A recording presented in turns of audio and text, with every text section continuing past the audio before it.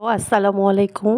আজকে আপনাদের সাথে আমি শেয়ার করব যে আমি আজকে রাতে ডিনার কি করব সেটা। তো আজকে রাতে আমার শরীরটা হালকা একটু ঠান্ডা লেগেছে, তো ভাবলাম যে রাইস আইটেম না খাই, স্যুপ খাই।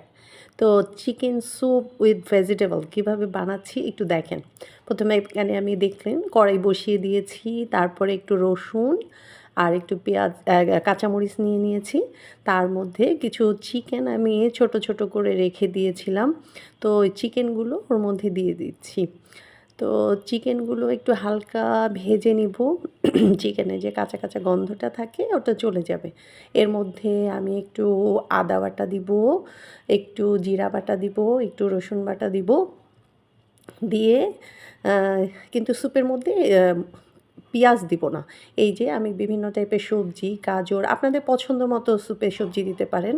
আর এই যে ২ টো স্যুপ আমি এখানে পানি দিয়ে ভিজিয়ে রাখছি।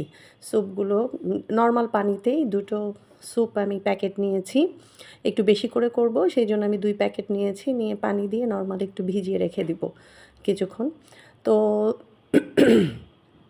এটার জন্য কোনো গরম পানি নিতে হবে না। নরমাল পানিতেই আপনারা পানিতে ভিজিয়ে রাখবেন। ভিজিয়ে রাখলে ওটা ভালো হয়। তার থিকনেসটা ইয়েতে দেয়, সরাসরি না দিয়ে। তো তারপরে চিকেনগুলো একটু হালকা ভাজা হয়ে গেলে, ওর কাঁচা কাঁচা ফ্লেভারটা চলে গেলে তার মধ্যে আমি এই যে একটু দিয়ে দিচ্ছি লবণ, স্বাদ মতো লবণ, তো আপনারা যে যেমন খাবেন। তার মধ্যে দিয়ে দিব একটু আদা বাটা।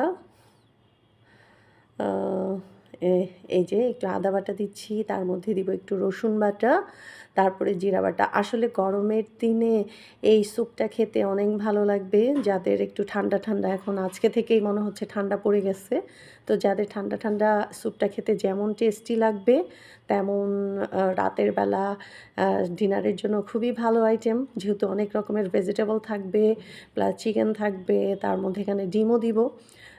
সো এইগুলো সব কিছু দিয়ে, তো আমি চিকেনটাকে আরেকটু ভাজা ভাজা হয়ে গেলে তার মধ্যে যেই ভেজিটেবলগুলো আমি ধুয়ে রেখে দিয়েছি, সেই ভেজিটেবলগুলো আসলে আপনারা কাটা প্লাস কী কী ভেজিটেবল ইউজ করবেন সেটা সম্পূর্ণ। আমি ইউজ করেছি এখানে গাজর, তারপরে সিম, ফুলকপি। যেহেতু এখন শীতের সবজি সব পাওয়া যাচ্ছে, আপনারা আপনাদের পছন্দ মতো সবজি ইউজ করতে পারেন। তার মধ্যে আমি টমেটোও দিয়ে দিব। আ আ আসলে যে যেই সবজিটা খেতে, মটরশুঁটি দেইনি আমি, আপনারা মটরশুঁটি দিতে পারেন। তারপরে এখন তো অনেক রকমের সবজি পাওয়া যাচ্ছে, যেহেতু শীতের দিন যেই সবজি আপনারা পছন্দ করেন সেই সবজি দিবেন। তো সব সবজিগুলো দিয়ে আমি কিছুক্ষণ একটু কষাবো।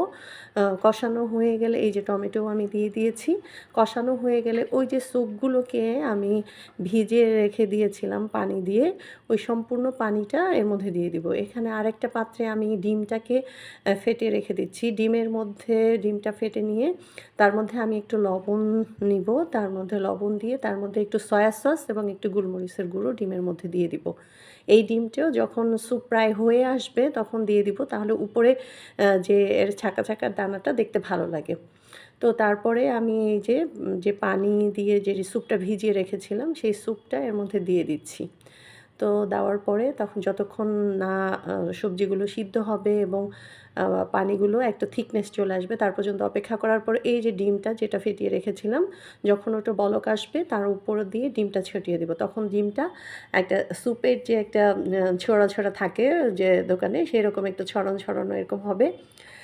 ধরার পরে এরপরে আমি এখানে সস একটু ইউজ করতে পারেন। আসলে এটা যে যেইটা টেস্ট, অনেকে সস খেতে পছন্দ করে না, তাহলে সস দেওয়ার দরকার নেই। যদি এর উপর আপনি একটু হালকা সস দিতে পারেন। তারপরে আমি এর মধ্যে একটু ধনিয়া পাতা এবং পেঁয়াজ কলি, এখন তো নতুন বের হয়েছে শীতের কাল। আসলে যা ইউজ করবেন আপনি আপনার স্বাদ মতো, কিন্তু প্রসেসটা এইভাবে যে স্যুপটা আগে ভিজিয়ে রেখে তারপরে সবজি চিকেনগুলো ভেজে তার মধ্যে দিয়ে দিতে পারেন। এই প্রসেসটা মেনটেন করে বাকি আইটেম ইনগ্রিডিয়েন্টস আপনার পছন্দ মতো আমি একটু এর মধ্যে সস দিয়ে দিব। তারপরে নামানোর আগে ধনিয়া পাতা এবং পেঁয়াজকলি দিয়ে নামিয়ে ফেলবো।